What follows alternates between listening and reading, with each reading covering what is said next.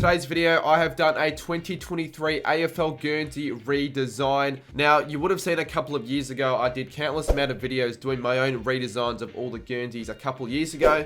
And I've decided, let's do them again, but instead we'll separate them into two parts. So I've got 9 random clubs that I've decided to, give a go of in this video, and then 9 in a following video, either next week or the week after. Alrighty, so let's just start things off in no particular order with the Collingwood Guernsey. Now, straight off the bat, it is one of the better ones, I feel like, just if you look at the design-wise. It's not the most original of all the designs. I have seen this one floating around before in the past. You might not be able to see it as well, but I've added a little subtle texture design behind the Guernsey as well. I don't know, just to have it look, in my opinion, a little bit nicer. But let's head on to the next one. And the next one we've got up is the Adelaide Crows. As you can see here, you got one half in red and the other half section in yellow. Now, with what I've done when separating the top and bottom with the separate colors in red and yellow, it's a little bit of inspiration I did draw from the early 2000s Guernseys that the Crows used for their away kits, where they had a red top and a navy blue bottom. For this one, I've gone the yellow and the red. I think they both look quite nice. And then for the back, you could either have it all in one color, possibly a yellow, even a red, or just have it the same where it's a separation between the red and the yellow, as well as the cuffs. I just thought for this Crows one, we keep it a little bit subtle, nothing too outlandish. I could have added like a crow on top of it, but I didn't want it to be too messy. I think it looks decent enough. I don't know. Let me know your thoughts on this one down below. I'd like to see at the end of the video a bit of a ranking of all the 9 Guernseys that I have created. Next up, we have Sydney as my third design. Now, Sydney's a little bit of a tough one because there's not a lot of inspiration you can draw with the Swans Guernseys. A lot of them are quite the same. Now, for this one, as you can see, you've got the red V and the Sydney Opera House sort of integrated into the V, as well as the old Sydney Swan. I tried to use the new Swan, to use it on top of this Guernsey. But with the new Swan, it's much more difficult to crop out, so I just figured we'll keep the old one in it. I think it still looks pretty good. And obviously, with this being an away Guernsey, being mainly white, I did also decide to add a little bit of a gradient. So as you can see, there's a bit of white that fades into reddish, pinkish.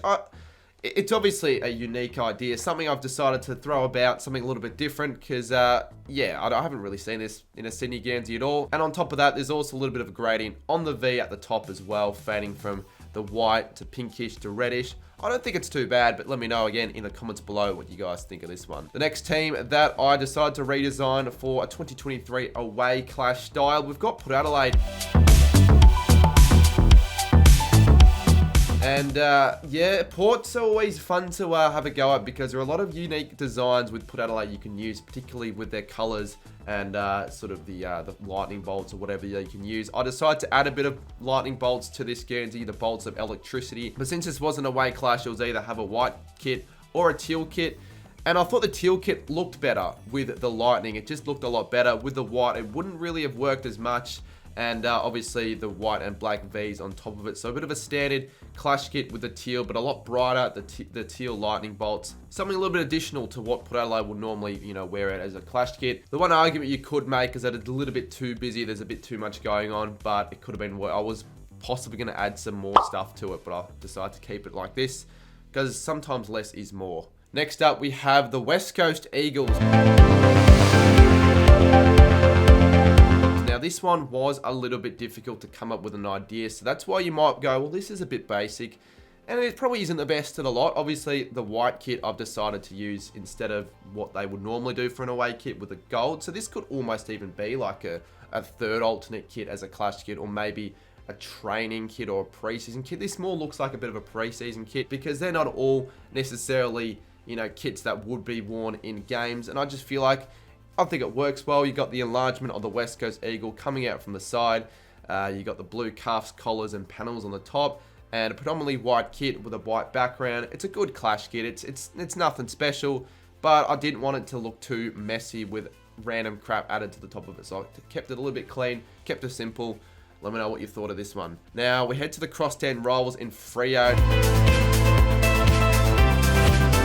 Now, Freo was always a difficult one for mine. This was probably the one I spent longest thinking of, different things I could work with it, but I just didn't like anything until I was just like, screw it, I'm going to just come up with something. And this is obviously something a little bit out there. We've added the green and the red because I think it looks nicer the use of more colors for Freo with the green and the red. So you've got the green and the red side panels coming from the bottom. I could have brought back the anchor. Instead I decided to use the chevrons. Instead of using the regular chevrons, I've decided to go a little bit out there, a little bit different. Maybe not as good though. We've gone for curved chevrons, and I'll smack them in the middle of the jumper with a bit of a white glow and a shadow coming from the bottom of it. A bit of a hit or miss, obviously an away kit, so the bottom of it is white. Let me know your thoughts down below in the comments below. Now next up, we have one of the better ones, I think, in my opinion. We've got the Brisbane Lions.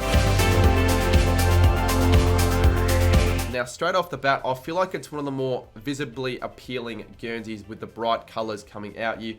And obviously, I drew quite a bit of inspiration from what the Lions do wear for away games in Victoria with the red Fitzroy colours used in that Guernsey. But I've decided, instead of using the yoke or like the split lines separating the two colours, I've gone for a bit of a V instead, which I think looks a little bit better. It makes the two colours pop out a little bit more and adds a bit more of a separation of the colours.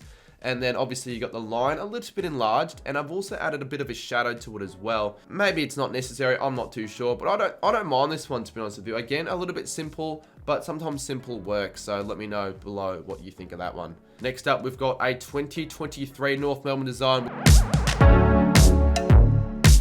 which will be used again as a clash kit.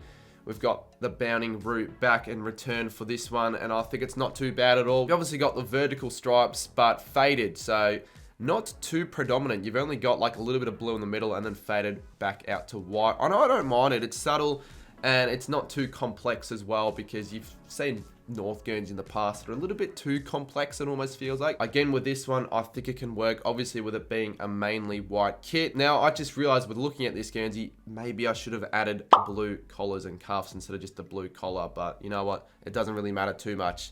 And the last Guernsey, arguably for some, could be the best. We've got the Hawks.